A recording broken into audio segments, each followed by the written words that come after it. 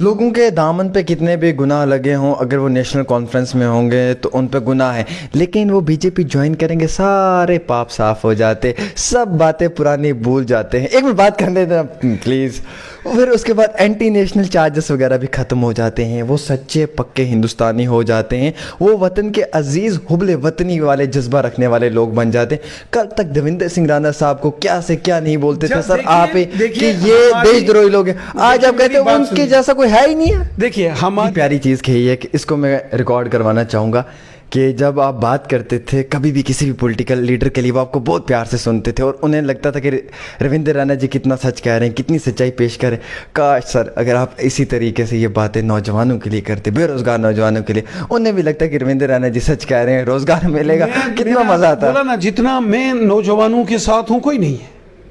मैं हमेशा मेरी रैलीज में जाओ 80% नौजवान होते हैं, यंग यूथ ब्लड आता है, यूथ लिखे पढ़े होते हैं या वो लिखे पढ़े हुए आते हैं? नौजवान पढ़े लिखे, MSc PhD डॉक्टरेट सब आते हैं।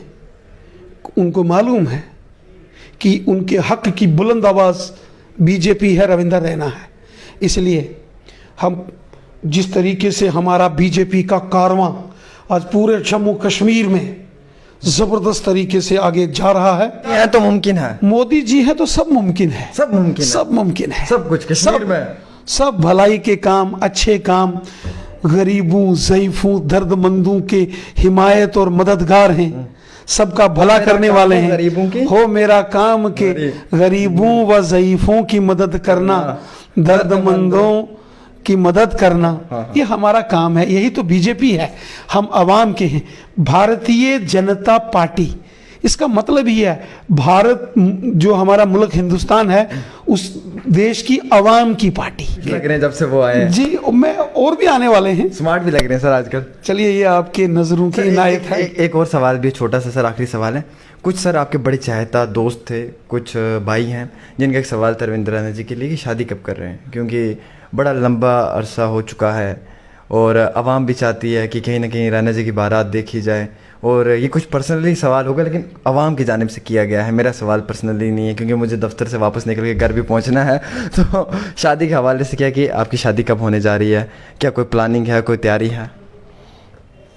मैं बचपन से प्रचारक हूँ और प्रचारक एक सन्यासी की तरह होता है, जो कभी कभी आप देखते हैं कि ये मैं सन्यासी का चोला जो है ये ओढ़ के रहता हूँ। और सन्यासी का कोई घर नहीं होता है, तो फिर सर सन्यासी का कोई गृहस्थी जीवन नहीं होता है। बड़ी अच्छी बात है सर। फिर आपको सियासत में क्यों है? सन्यासी फिर सियासत में क्या काम कर रहा है सर? फिर आप मैं सियासत में अटल बिहारी वाजपेयी साहब को देख के आया हूँ। अच्छा। मैं वाजपेयी साहब का बहुत फैन था, मुरीद था और मैं कई बार उनसे मिला हूँ। बोले शादी कभी नहीं करनी है सर? देखिए, मैंने कहा ना, मैं एक सन्यासी उस पद्धति का व्यक्ति हूँ, प्रचारक हूँ। हमारा ना कोई घर है, ना कोई मकान है, ना कोई हमारे पास जायदाद है। हम एक फक्कड़ आदमी हैं, फकीर आदमी हैं। जब तो मंदिर में होना चाहिए था, बीजेपी के दफ्तर में क्यों है? जब यहाँ से कभी जिम्मेवारियों से फ्री होंगे तो चल पड़ेंगे। हम एक प्योरली एक धार्मिक इबादत करने वाले व्यक्ति मतलब हैं। जिन लोगों का अरमान था कि आपकी शादी देखें वो नहीं देख पाएंगे। सन्यासी प्रचारक कभी गृहस्थी जीवन में नहीं आता है। सर फिर सियासत में क्या काम था आपको? मंदिर में रहना चाहिए था सर, वहाँ पे इबादत करनी चाहिए थी। बीजेपी के साथ क्या रिश्ता था सर? यहाँ पे क्या है? आपको ऊपर वाले ने इतना कुछ दिया है। मैं अटल बिहारी वाजपेयी साहब का बहुत बड़ा फैन था, उनकी तकरीरें सुनता था। और जब मैं वाजपेयी साहब से मिला 2001 में, मुल्क के वो प्राइम मिनिस्टर थे, उन्होंने मेरे को कहा था कि आप सियासत में आओ, पॉलिटिक्स में आकर जम्मू कश्मीर की आवाम की खिदमत करो। अच्छा। चूँकि मैं उनको अपना गुरु, अपना आदर्श, अपना एक बिल्कुल रोल मॉडल उनको मानता हूँ। नेशनल कॉन्फ्रेंस को लगा झटका और एक बड़ी विकेट जो है वो नेशनल कॉन्फ्रेंस की गिरी और शायद कि आप बल्लेबाजी करने के लिए देवेंद्र सिंह राणा साहब जो हैं वो भारतीय जनता पार्टी में आए और भारतीय जनता पार्टी के कैप्टन ने उनका जो है वो इस्तकबाल किया। रैना वेलकम्स राणा और शायद कि अब आगे जो मैच होने जा रहा है ये काफी मनोरंजन मैच होगा और आवाम भी काफ़ी ज़्यादा तरीके से पसंद करेगी, क्योंकि नेशनल कॉन्फ्रेंस की एक बड़ी विकेट गिरी है और शायद की जो बल्लेबाजी अब भारतीय जनता पार्टी की तरफ से ग्राउंड पे की जा रही है, लगता है कि आते वक्त में कुछ और विकेटें भी गिरेंगी और नेशनल कॉन्फ्रेंस को काफ़ी बड़ा झटका लग सकता है, क्योंकि 17 लीडर्स और तैयार बैठे हुए हैं जो अमित शाह जी के दौरे के साथ ही भारतीय जनता पार्टी को ज्वाइन करेंगे और सारा क्रेडिट जो है वो रविंद्र रैना जी को जाएगा, क्योंकि ये भी अच्छी बल्लेबाजी कर रहे हैं, 1 डाउन आते हैं और काफ़ी अच्छा स्कोर बनाकर वापस पवेलियन भी चले जाते हैं। बातचीत करने के लिए हमारे साथ जनाब रविंद्र रैना जी हैं। रैना जी, बहुत बहुत शुक्रिया समय देने के लिए। कितनी बड़ी जीत है कि नेशनल कॉन्फ्रेंस का एक बहुत बड़ा कद्दावर नेता जो कभी ख्वाबों ख्यालों में भी नहीं जो नेशनल कॉन्फ्रेंस को छोड़ता था और कभी सोच भी नहीं सकते थे, क्योंकि हमेशा क्रिटिसाइज करता था, तनकीद का निशाना बनाता था भारतीय जनता पार्टी को। आज वो भारतीय जनता पार्टी का दामन उन्होंने थाम लिया और वो आप लोगों के साथ हैं। क्या लगता है कितना बड़ा झटका है नेशनल कॉन्फ्रेंस को, और जिस तरीके से आपने उनका इस्तकबाल किया है मरकज़ के अंदर, दिल्ली के अंदर, और उसके बाद अवाम ने जम्मू कश्मीर के अंदर भी उस चीज़ को लेकर काफ़ी ज़्यादा जो सोशल मीडिया पे पसंद भी किया है, वो आपने भी देखा होगा। क्या कहना चाहेंगे कि क्या वो दौर शुरू हो चुका है जिस दौर की बात भारतीय जनता पार्टी कर रही थी? पूरे जम्मू कश्मीर के अंदर इस वक्त भारतीय जनता पार्टी की ज़बरदस्त लहर है। जम्मू रीजन तो पहले ही भारतीय जनता पार्टी का गढ़ माना जाता है, गढ़ है बीजेपी का, लेकिन अब वादी कश्मीर में भी भारतीय जनता पार्टी बड़ी तेजी से मजबूत हो रही है। पिछले दिनों जब वादी कश्मीर का मेरा दौरा था, आपने देखा, चाहे वो श्रीनगर हो, अनंतनाग हो, पहलगाम हो, कुलगाम हो, पुलवामा हो, और यहाँ तक कि शोपियान में पिछले 10 साल में इतनी बड़ी रैली किसी पार्टी की नहीं हुई जितनी भारतीय जनता पार्टी की रैली हुई, और मैं उस रैली में शामिल था। आज पूरे जम्मू और कश्मीर के अंदर बीजेपी की ज़बरदस्त लहर है। जो काम मोदी साहब ने किए हैं जम्मू कश्मीर की आवाम की भलाई के लिए, वो चाहे जम्मू के अंदर यहाँ जो डेवलपमेंट के प्रोजेक्ट्स हैं, रिंग रोड्स हैं, फ्लाईओवर्स हैं, एम्स जैसे 2 बड़े हॉस्पिटल्स हैं, मेडिकल कॉलेजेस हैं, फिर ज़रूरतमंद लोगों को, गरीब लोगों को मुफ्त अनाज जो राशन दिया जा रहा है कोविड काल के दौरान से ही, उसके बाद जो आयुष्मान स्कीम में 5-5 लाख रुपया एक फैमिली को एक साल के लिए, अगर उसको कोई बीमारी हो जाती है, कोई परेशानी होती है तो उसको इलाज के लिए है। गरीब लोगों को जो पेंशन योजनाएं हैं, वहीं किसानों के लिए साल का 6-6 हज़ार रुपया है। गरीब लोगों को मुफ्त गैस के सिलेंडर कनेक्शन दिए हैं। गुजर बकरवाल लोगों को 70 साल में पहली बार जमीनों के मालिकाना हक दिए हैं। गुजर बकरवाल लोग जो एसटी के हैं और जो गद्दी सिप्पी हैं, उनको पहली बार यहाँ पॉलिटिकल रिजर्वेशन अगर किसी ने दी है तो मोदी साहब ने दी है। पहाड़ी लोग जो हैं, जो डिस्ट्रिक्ट रजौरी, पुंछ, कुपवाड़ा और बारामूला डिस्ट्रिक्ट में बसते हैं, उन लोगों की जो पहाड़ी जो ट्राइब है, पहाड़ी एथनिक पीपल्स हैं, उनको पहली बार उनके हक अगर दिए गए हैं तो मोदी साहब ने दिए हैं। इस तरीके से जम्मू कश्मीर के हर शख्स का भला मोदी साहब ने किया है, और ये उसी का रिजल्ट है कि आज दूसरी पार्टियों के बड़े बड़े मायानाज लीडर जो पॉलिटिकल स्टालवर्ट्स कहते हैं, वो आज भारतीय जनता पार्टी में शामिल हो रहे हैं। आपने देखा कि चंद साल पहले कांग्रेस के दिग्गज नेता श्यामलाल शर्मा साहब भारतीय जनता पार्टी में आए। उसके बाद अब देवेंद्र सिंह राणा और सुरजीत सिंह सलाथिया साहब जैसे एक पॉलिटिकल मायानाज लोग हैं, जिन्होंने कई सालों तक यहाँ नेशनल कॉन्फ्रेंस हो या दूसरे लोगों ने कांग्रेस पार्टी जिन लोगों ने यहाँ चलाई, आज वही भारतीय जनता पार्टी का दामन थाम रहे हैं, क्योंकि उनको इस बात का अब इल्म हो रहा है, हकीकत उनको पता चल रही है कि ये बीजेपी ही है जो सबका भला कर सकती है। वो चाहे हिंदू है या मुसलमान है, सिख है या ईसाई है, गुजर है या बकरवाल है, पहाड़ी है या डोगरा है, कोई भी है, या रफूजी है, या यहाँ की जो लेडीज़ हैं, खवातीन हैं, सब बच्चे हैं, सबका भला अगर कोई कर सकता है वो मोदी साहब हैं। और मोदी साहब का नारा है सबका साथ, सबका विकास, सबका विश्वास। और आज बड़ी बात यह है कि जम्मू कश्मीर की आवाम मोदी साहब के साथ है, और इसीलिए आप देख रहे हैं ये बड़े बड़े जो स्टालवर्ट्स हैं, जो पॉलिटिकल स्टालवर्ट्स हैं, ये आज भारतीय जनता पार्टी में शामिल हो रहे हैं। एक सवाल है, मुझे बेहद खुशी है कि वो आए हैं। ये इस प्रकार के बड़े मायानाज लीडर जो दूसरी पार्टियों के हैं, उन्होंने बीजेपी को ही चुना और उनको मालूम पड़ा है कि चाहे नेशनल कॉन्फ्रेंस हो या कांग्रेस पार्टी हो, ये ना तो आवाम की बेहतरी के लिए हैं, ना ये कभी लोगों का भला कर सकते हैं, ये कोई खिदमत खलक नहीं कर सकते।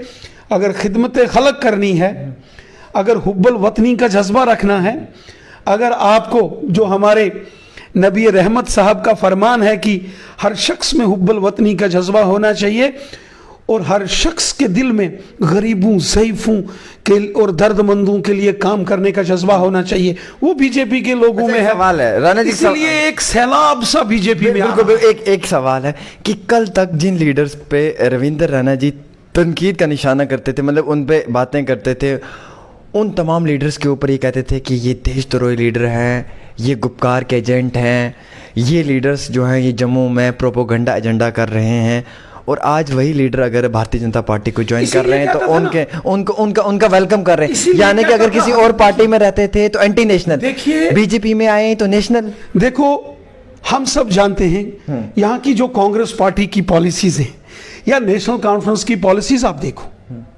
नेशनल कॉन्फ्रेंस हो या कांग्रेस पार्टी हो, ये कभी सच को सच नहीं कहते हैं, ये कभी दहशतगर्दों को दहशतगर्द नहीं कहते हैं।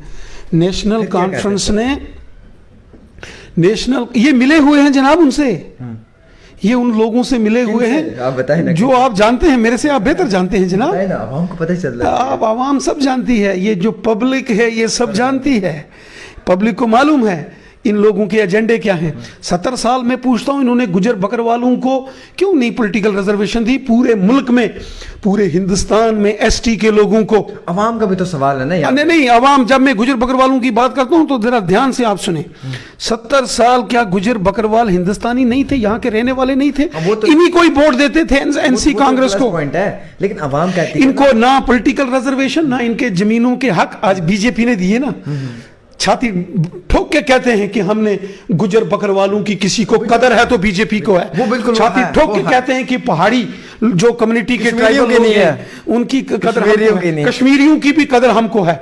जो कश्मीरी हुब्बल वतनी का जज्बा रखते हैं, जो वतन परस्त हैं, कश्मीरी भी हिंदुस्तानी हैं, कश्मीरी हमारे भाई हैं। कश्मीरी कौन भूल सकता है मोहम्मद मकबूल शेरवानी साहब को? उन्होंने मुल्क का तिरंगा झंडा बुलंद रखने के लिए दिया क्या? कश्मीरियों ने हिंदुस्तान को बुलंद मजबूती के लिए कुर्बानियां दी हैं जनाब। कश्मीरियों ने कुर्बानियां दी, बीजेपी ने कश्मीरियों को क्या दिया? बीजेपी ने कश्मीर में एम्स हॉस्पिटल दिया है, बीजेपी ने रिंग रोड्स दी हैं, बीजेपी ने नेशनल हाईवे दिए हैं, बीजेपी ने आज रेल कपवाड़ा तक बीजेपी पहुंचा रही है। कपवाड़ा तक पहुंचा दिया? यस, कपवाड़ा तक, बारामूला तक पहुंचा दी है, कपवाड़ा तक हम रेल पहुंचाएंगे। बीजेपी साधना टनल भी बनाएगी और बीजेपी ग्रेस का टनल भी बनाएगी, और जो करना के साथ लगे हैं उन लोगों की हम परेशानियां दूर करेंगे। और साथ में बीजेपी जो उड़ी, करना, कपवाड़ा, टंगदार, केरन के अंदर रहने वाले पहाड़ी हैं या वहां रहने वाले गुजर हैं या वहां के जो कश्मीरी हैं, हम उनकी तमाम जो उनकी मसाइल हैं उनके हम हल करेंगे। कितनी डेवलपमेंट हम कर रहे हैं। एम्स जैसा हॉस्पिटल अगर अवंतीपुरा में भी बन रहा है तो मोदी साहब की देन है। आपको याद होना चाहिए जब 2014 में पूरा श्रीनगर कश्मीर डूब रहा था, यही मोदी साहब थे जिन्होंने लाल चौक के अंदर आके अपने हेलीकॉप्टर से उतरे थे और उन्होंने 2 रातें लोगों के बीच में गुजारी थी। आवाम को बचाने का काम मोदी साहब ने किया है। दिल से हम हर हिंदुस्तानी से प्यार करते हैं, कश्मीर के लोग हिंदुस्तानी हैं। ये चंद गिने चुने उंगलियों पर गिन सकते हो जो शरारती लोग हैं, और वो हम जानते हैं कि वो उन्होंने भी अपनी दुकानें सजाई हैं। वो मौत की लाशों के ऊपर जो सियासत करते हैं, हम उनको नहीं बचने देंगे। इसलिए अगर ये तमाम बड़े बड़े लोग आज बीजेपी में आए हैं, ये शुरुआत है जनाब, एक सैलाब आने वाला है। लोगों के दामन पे कितने भी गुनाह लगे हों, अगर वो नेशनल कॉन्फ्रेंस में होंगे तो उन पे गुनाह है, लेकिन वो बीजेपी ज्वाइन करेंगे सारे पाप साफ हो जाते, सब बातें पुरानी भूल जाते हैं। एक मिनट बात करने देना प्लीज़। फिर उसके बाद एंटी नेशनल चार्जेस वगैरह भी ख़त्म हो जाते हैं, वो सच्चे पक्के हिंदुस्तानी हो जाते हैं, वो वतन के अजीज़ हुब्बल वतनी वाले जज्बा रखने वाले लोग बन जाते हैं। कल तक देवेंद्र सिंह राणा साहब को क्या से क्या नहीं बोलते थे सर आप कि ये देशद्रोही लोग हैं, आज आप कहते हो उनके जैसा कोई है ही नहीं है। देखिए, हमारी तनकीद का निशाना होते हैं जो सियासी जमातें हैं, पॉलिटिकल पार्टीज। जो अलग अलग पॉलिटिकल पार्टीज के एजेंडे हैं हम उन पर तनकीद करते हैं और हम ये कहते हैं कि जो फलानी पार्टी में ये लोग काम करते हैं, क्योंकि जब उनके बड़े नेता इस किस्म का बयान देते हैं, मुल्क के खिलाफ बयान देते हैं, जब आर्मी के खिलाफ बयान देते हैं, जब मुल्क को तोड़ने की साजिश करते हैं, तो फिर तो बयान देना है ना, तनकीद तो बनती है, तो हम तनकीद करते हैं। तो ये जो हम तनकीद करते थे इन पार्टियों की, तो मैंने ये जो देवेंद्र सिंह राणा साहब हो, सुरजीत सिंह सलाथिया साहब हो, या हमारे जो श्यामलाल शर्मा साहब हैं, या और भी जो बहुत सारे आने वाले हैं, तो मैं उनको पूछता था कि आपको वहाँ कैसा महसूस होता, तो उन्होंने कहा सच में हमें वहाँ घुटन महसूस होती है। क्यों? क्योंकि वो जो मैं बातें करता था ना, वो उनके दिल पे लगती थी। वो कहते थे कि आप सच बोलते हो, क्योंकि वहाँ उनकी चल अपोजिशन में भी रह के आपको सुनते थे ना, क्योंकि मैं सच बोलता था। मैं कहता था कि जो हुब्बल वतनी का जज्बा ये बीजेपी में है, ये बाकी लोगों में नहीं है। इसीलिए तो ये लोग उन पार्टियों को छोड़ के बीजेपी में आए हैं, क्योंकि इनको लगता है कि भाई हम लोग मुल्क की हिफाजत, मुल्क की सेवा, अवाम की खिदमत, हुब्बल वतनी का जज्बा रख के हम काम करेंगे, मुल्क की हिफाजत करेंगे।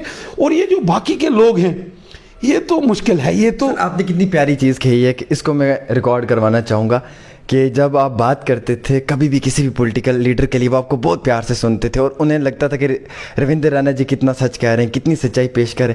काश सर अगर आप इसी तरीके से ये बातें नौजवानों के लिए करते, बेरोजगार नौजवानों के लिए, उन्हें भी लगता है कि रविंद्र राणा जी सच कह रहे हैं, रोजगार मिलेगा, कितना मज़ा आता। बोला ना, जितना मैं नौजवानों के साथ हूँ कोई नहीं है। मैं हमेशा मेरी रैलीज में जाओ, 80% नौजवान होते हैं, यंग यूथ, ब्लड आता है, यूथ लिखे पढ़े होते हैं या वो लिखे पढ़े हुए आते हैं? नौजवान पढ़े लिखे, एमएससी, पीएचडी, डॉक्टरेट सब आते हैं। उनको मालूम है कि उनके हक की बुलंद आवाज बीजेपी है, रविंद्र रैना है।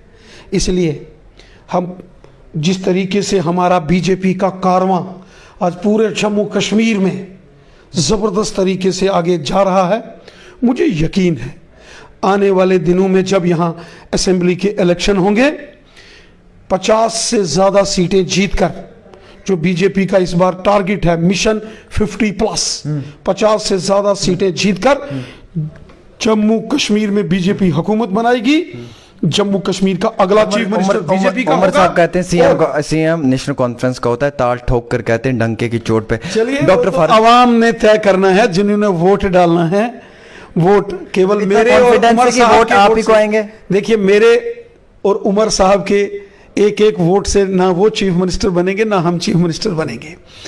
ये चीफ मिनिस्टर और सरकार बनाने का काम अवाम का होता है, जनता का है। देवेंद्र सिंह राणा और जिस तरीके से आज मोदी साहब ने जम्मू कश्मीर की जनता की बेहतरी के लिए काम किए हैं, आज हिंदू हो, मुसलमान हो, सिख हो, ईसाई हो, गुजर बकरवाल हो, पहाड़ी हो, डोगरा हो, रिफ्यूजी हो, महिलाएं हो, पुरुष हो, बच्चे हो, नौजवान हो, समाज के हर तबके के लिए मोदी साहब ने जो काम किया है उसका सीधा सीधा फायदा बीजेपी को है, क्योंकि वो हमारे अजीमो शान हमारे लीडर हैं। मोदी साहब हमारे मुल्क के प्राइम मिनिस्टर हैं, हमारे बादशाह हैं, सरकर्दा हैं, सब कुछ। इसीलिए मुझे यकीन है आवाम मोदी साहब पर, बीजेपी पर अपना आशीर्वाद देगी। बीजेपी को आवाम की दुआएं मिले हैं, आवाम बीजेपी के साथ है, बीजेपी की सपोर्ट जम्मू कश्मीर की आवाम करेगी। 50 से ज़्यादा सीटें जीतकर बीजेपी यहाँ हुकूमत बनाएगी और अगला चीफ मिनिस्टर यहाँ बीजेपी का होगा। जैसा आप बोलते हैं ना बीजेपी का चीफ मिनिस्टर होगा, क्या देवेंद्र सिंह राणा साहब वो फेस तो नहीं है जो अगला चीफ मिनिस्टर हो सकता है बीजेपी का, जो बीजेपी का एक सपना था कि हमारा चीफ मिनिस्टर होगा? शायद बीजेपी में इंडिविजुअल व्यक्ति का इंपॉर्टेंस कम है, party as a unit, party as a विचारधारा, उसकी इंपॉर्टेंस है। इसलिए हमारे में एक चाय बेचने वाले परिवार से एक उठता हुआ आदमी मुल्क का प्राइम मिनिस्टर बन सकता है। एक अखबार बेचकर साइकिल पर, सुबह अटल बिहारी वाजपेयी साहब जब कहते हैं कॉलेज पढ़ते थे, अपना खर्चा उठाने के लिए सुबह लोगों के घरों में साइकिल से अखबार डालते थे। वो अखबार डाल डाल के जो पैसे महीने के आते थे उससे अपने कॉलेज की पढ़ाई करते थे। एक अखबार बेचने वाला, एक चाय बेचने वाला भी मुल्क का प्राइम मिनिस्टर बन सकता है, ये बीजेपी में है। रविंदर रैना मतलब मोदी जी हैं तो मुमकिन है, मोदी जी हैं तो सब मुमकिन है, सब मुमकिन है, सब मुमकिन है, सब कुछ कश्मीर में, सब भलाई के काम, अच्छे काम, गरीबों, ज़ईफों, दर्दमंदों के हिमायत और मददगार हैं, सबका भला करने वाले हैं। गरीबों की हो मेरा काम के गरीबों व ज़ईफों की मदद करना, दर्दमंदों की मदद करना, ये हमारा काम है। यही तो बीजेपी है, हम आवाम के हैं। भारतीय जनता पार्टी, इसका मतलब ये है भारत जो हमारा मुल्क हिंदुस्तान है उस देश की आवाम की पार्टी भारतीय जनता पार्टी। इसलिए आप देखेंगे ये जो कारवां अभी शुरू हुआ है ये बड़ी तेजी से आगे बढ़ने वाला है।